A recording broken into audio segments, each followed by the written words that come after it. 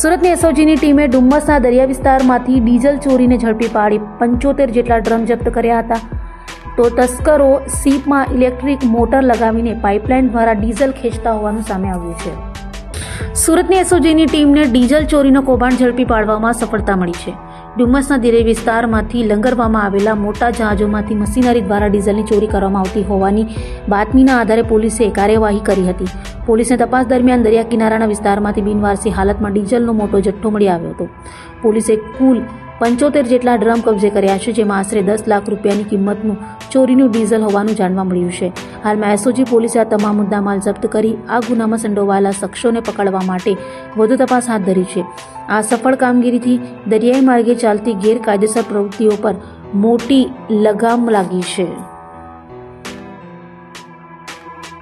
એસઓજીને એક માહિતી મળી હતી કે ગવિયર ગામ તાપી નદી વચ્ચે આવેલા કીડિયા બીટમાં અમુક જે તત્વો છે એ બેરલની અંદર જે ભેળસેળયુક્ત પ્રવાહી ડીઝલ જેવું પ્રવાહી જે છે એ પ્લાસ્ટિકની બેરલમાં સંગ્રહી રાખે છે અને એ લોકો એ ચોરીને ત્યાં ભેગું કરી અને પછી છૂટક વેચાણ કરે છે. તો એસઓજીની ટીમો ત્યાં વેશ પલટો કરીને અલગ અલગ વેશભૂષામાં ગઈ અને ત્યાંથી ટોટલ 10,65,000નું 14,200 લીટર અને ટોટલ 71 જે બેરલ છે એ જપ્ત કરેલ છે, જાણવાજોગ દાખલ કરે છે ને BNS 106 મુજબ જે માલ છે એ જમા લીધેલ છે. તેમજ જે ત્યાં આજુબાજુ જે મજૂર એક બે મળ્યા એને પૂછપરછ કરતાં આ જે તમામ જે પ્રવૃત્તિ જે છે એ રાજેશ પટેલ, તેજસ પટેલ તેમજ જેમિસ કરીને જે વ્યક્તિ છે આ લોકો ચલાવી રહ્યા એવું પ્રારંભિક માહિતી છે.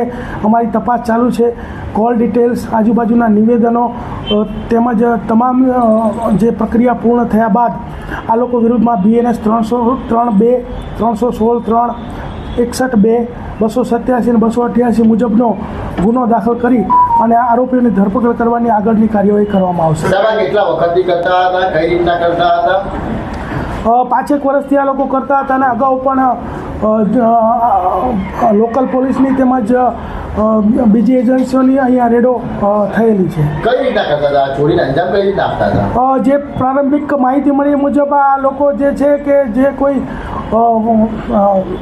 ડીઝલ જે જતું હોય છે એના જે કન્ટેનર હોય છે એમાંથી આ ચોરી કરી અને આ રીતે ખાનગી રીતે બેરલોમાં સંતાડીને રાખતા હતા અને ત્યારબાદ તેઓ માછીમારોને છૂટક વેચાણ કરતા હતા.